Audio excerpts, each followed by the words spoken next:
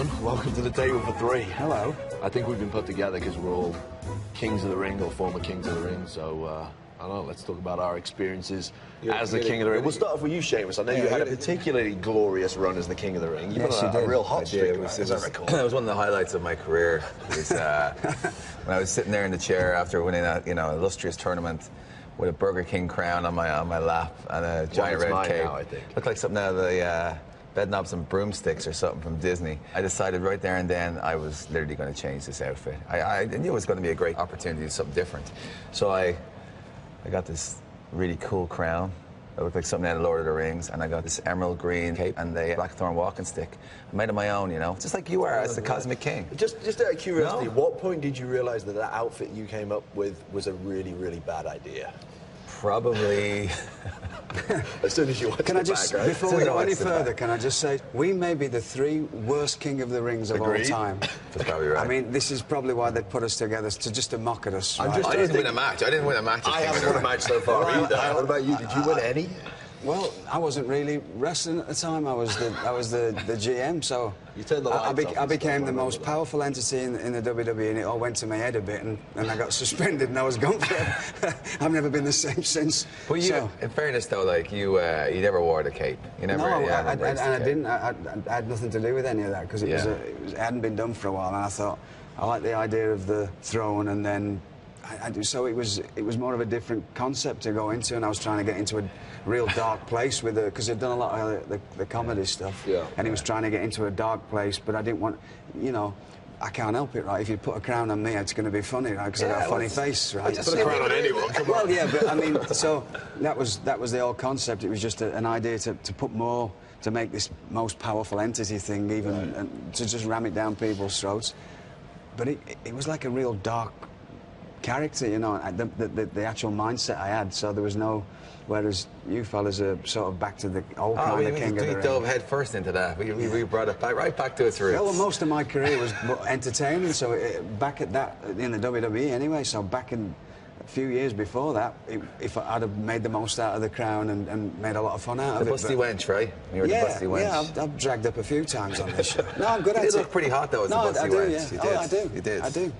That was actually funny when I had to drag up that time. They said, we're in Vegas, and it was an idea to do that. It was the spin the wheel thing, because you know what a classic that is every year, right? The spin the wheel thing. Spin the wheel, make the deal.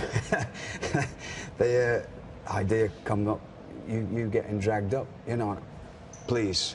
No, a lot of people, I think a lot of people don't get that. They ask me to do stuff because I love doing comedy, right? That's what I do.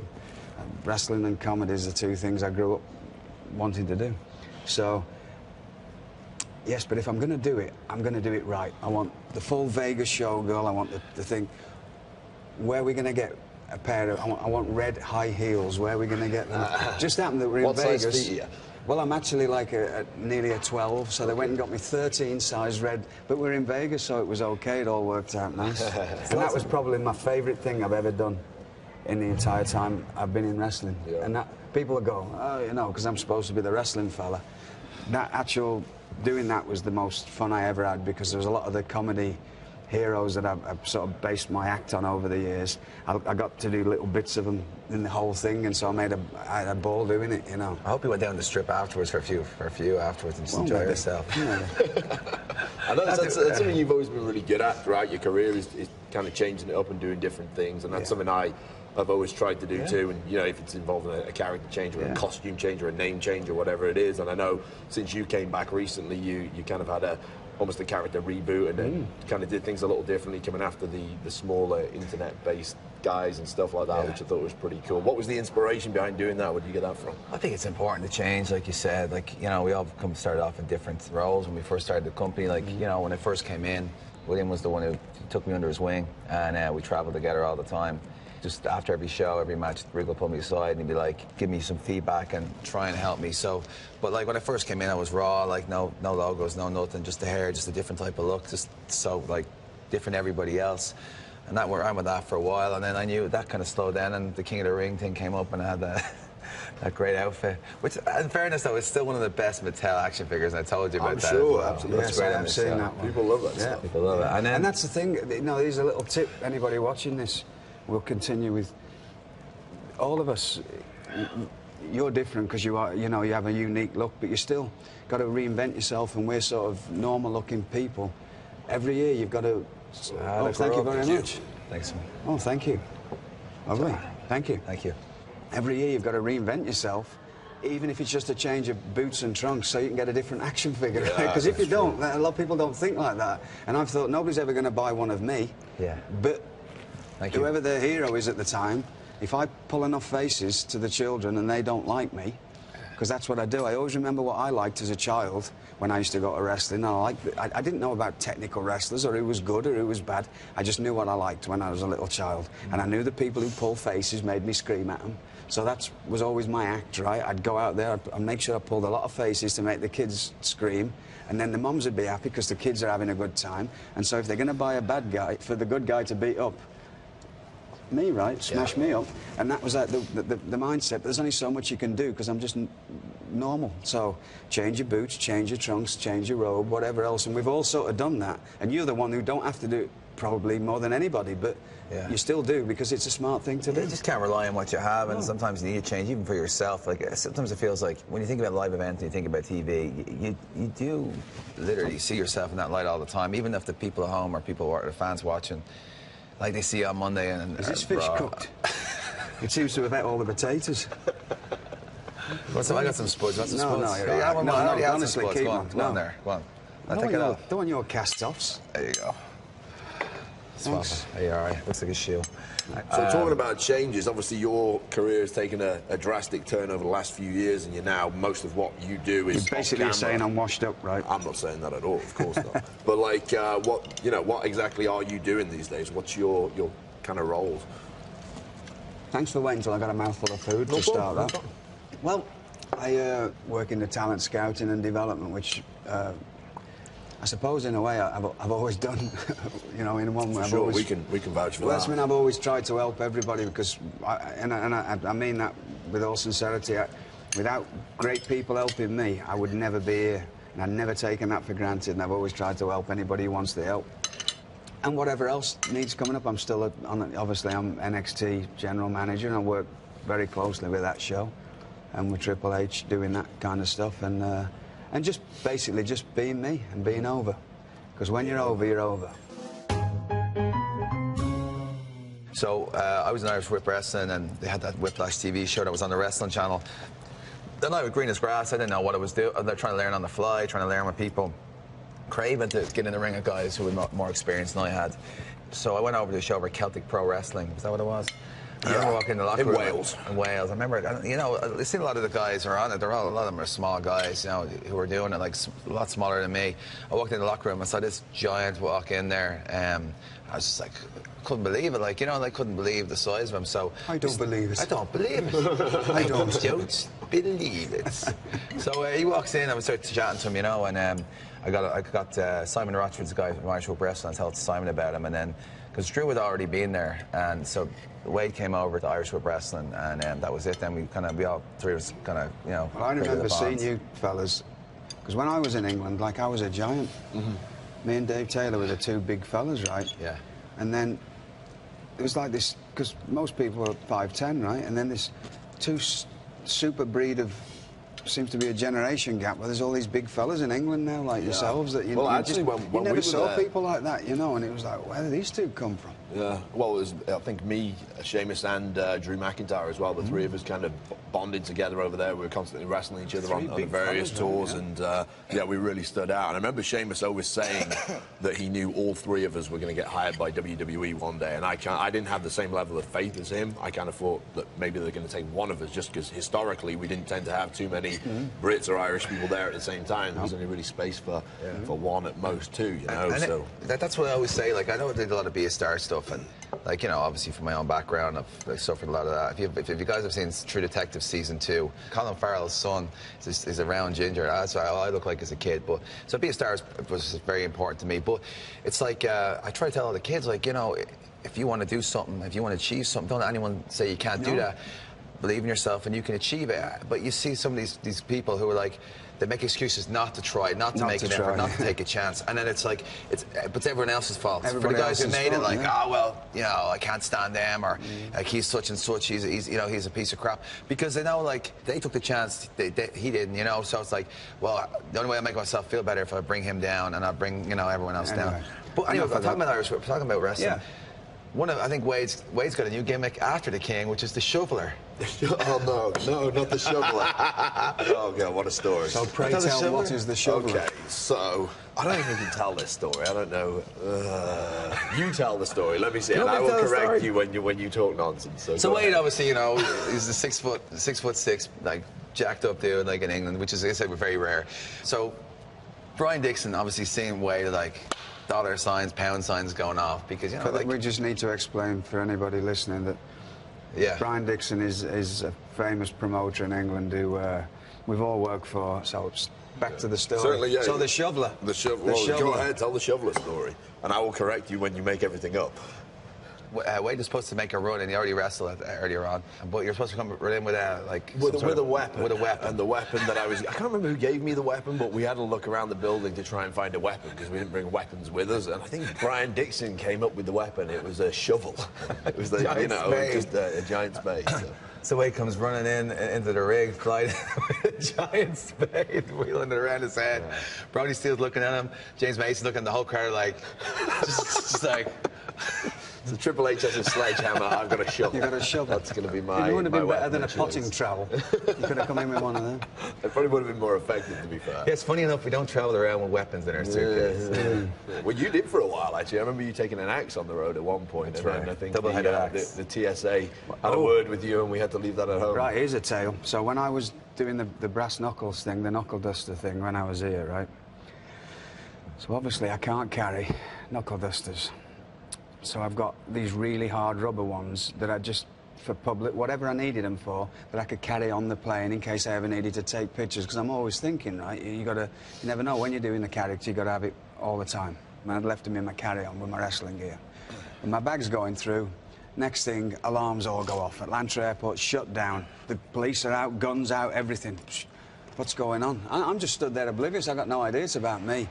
Open my bag up. Fella's open the bag up, pulls out on a stick the brass knuckles like that, the rubber brass knuckles. It's a weapon, right? You can't take a weapon on a plane. This was right after it, so it was all serious stuff.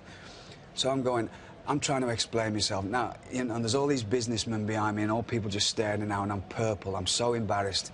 And I'm going, yeah, these ones, and I have to, you know, and I just wanted to just ground open up and swallow me, you know what I mean? Just crawl up my own backside. I'm so embarrassed. Next thing, two of the security guards come over and recognised me. They went, hey, Regal. And they took the things off like that, and they put them on, and they're going, ah! And they're, like, pretending to wrestle each other and hit each other with these nuts. And I'm, oh, please, just put them back in the bag, for God's sake.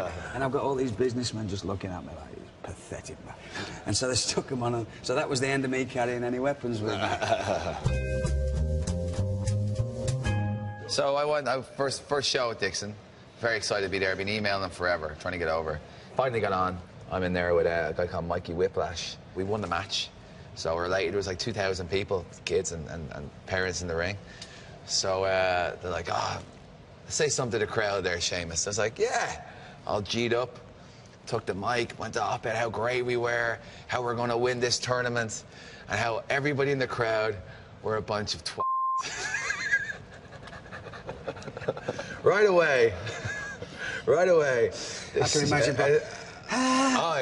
Apparently Brian Dixon was nearly having a heart attack. I was like, yeah, did you get a reaction from the crowd? They hated me. Walked back. Actually, as I said it, turned around, Mikey Whiplash's face is like this. I get back to the back, all the boys are laughing, including Robbie, and Robbie's all like, all right, and he goes, you know what you said? And I said, yeah, I said He goes, do you know what that means? I said, yeah, where I come from, it means idiot. He goes, doesn't mean that here. It doesn't mean that in England. And I was like, I don't think it means that in the USA either. No, it doesn't. Let's move on pretty rapidly from that story's well gone. obviously, myself and Sheamus grew up huge wrestling fans, and we were watching everything we could growing up. And we spoke about this before. We were both massive fans of the real man's man I'm character. sure you were. Yes, as you I were. think everybody who's ever witnessed it. So Yeah, give us a little, give us a little just backstory on how that even came about. Because well, the only good thing about that whole episode is I can't remember it. I'd gone off the Well, you rails. can. So I get let go from WCW in February of '98. And straight away, WWE are on the phone. Can you come here? Because they didn't realise that I'd gone off the rails. And so they brought me in. So I get here and they realise I'm in no fit state for anything. So they send me to do some training, and at the end of that, I broke my leg and my ankle. So I get a call one day from Vince. We've got an idea for you. We're going to make you this man's man thing. You know, it's the exact opposite of what you've always done, and you're going to be this, like, manly fella. And he said, but you know, you English are, you're not, you're all a bit strange, aren't you? And I went, what do you mean a bit strange? He said, you're all a bit strange. He said, you're all a bit weird. I went, well, whatever, yeah. Probably people could say I was weird. So I get to TVs, I turn up, I'm still not in any kind of shape. This is the idea, you're going to go out in the woods chopping all this stuff and do this kind of stuff. So I did it. There's not a lot for me to tell because you'll have to watch it, because I was still in the depths of my abuse problems at the time. It lasted 5 weeks. I had a 30-year solid wrestling career in 40 countries, and I've been pretty, you know, successful at lots of things. That 5 weeks has defined my entire career, and people still sing that song to me every day, and I am not making this up. Every time I call the office and they put me on hold, that's playing on that thing down the phone, right? People still hum that music, they always ask about it, and I can't remember any of it, as silly as that sounds. I was only here 5 weeks, and then they realised I had a problem, and they shipped me away, and I went to the nut house for a while, and I came out, and I've been right ever since. You know, I remember actually, you may have been there when we were in the UK for, I think, maybe a SmackDown or a Raw. It was before Raw. I think you wrestled one of your last matches, and it was against Daniel Bryan. Do you remember that? Yeah. And as he walks out, they played the... I remember that. halfway down the ramp, your music stopped. Music, and yeah, they put the new song. Yeah, it was brilliant. A big smile on your face, too. It was great. It was a great night. If you take yourself too seriously, you've got no chance in this job. You cannot take yourself seriously. You've got to embrace whatever's given and make the most of every opportunity to make it funny or to make it memorable, or just, that's it. And it's all about memories. 1 out of 100 people comes up and say, you're the wrestling fella. You're the fella that can do all that really cool wrestling. Or that really... No, it's, you're the fella that made me laugh doing that, or you did that, or you put, oh, God, I hated you when I was a kid because you used to make me... I go, thank you very much, because that's what I've tried to do. Right? The wrestling is just a byproduct of me learning a certain style of stuff. You're right, it's all a bit of crack. You gotta have the fun, you gotta enjoy fun, yourself. yeah. You're already running out there, little knickknicks and knee pads. Especially when you look what I mean? like a badly made bed like me. What are you going to do? You know, I got a pair of trunks on up to me, under my armpits. What are you going to do? Go and, like, try and be a hero to people. You got to go out and just make people enjoy the time and have a memorable night out and have a good time and make little bits of movies, right? Dusty used to say that. It's all about making moments and movies, right? Yeah. And you make moments and you have a body of work at the end of the day that you can look back on. You probably won't be watching too many of the... It'll be all the good stuff you've done, and it'll be a lot of really good matches or really good entertainment bits. Well, I think if you look at the stuff, the highlights in Raw and they do, or SmackDown, the WWE highlight, all the highlighted moments, none of them are really wrestling moves. It's all like moments of Austin coming in at the beer truck. You know, the Tyson thing. Yes. You know what I mean? Even the Kurt Angle stuff with the milk flow and the "you suck" He's chants. a perfect example. There's Kurt and Steve Austin, right? Two serious fellas, right? Yeah. So comfortable with themselves, they're happy to do anything. Yeah. That's the key to it. When you're happy and comfortable with yourself and you're not worried about trying to be a tough guy, you'll make the most out of anything and make it work. And that's a perfect example of it. All right, guys, thank you very much. I can see the waitress is waving over now. I think she's probably got somebody else waiting for this table, so let's call it a night. Have you got the check on this? I always get the check. Send the check to Mick Foley. Mick Foley. Check to Mick Foley. He's plenty of money. He'll be able to look after. Yeah, thanks, guys. Appreciate it. Always good catching up. Thank you. Compliments to the chef as well. I enjoyed mine on this. Yeah, I'm going to say that.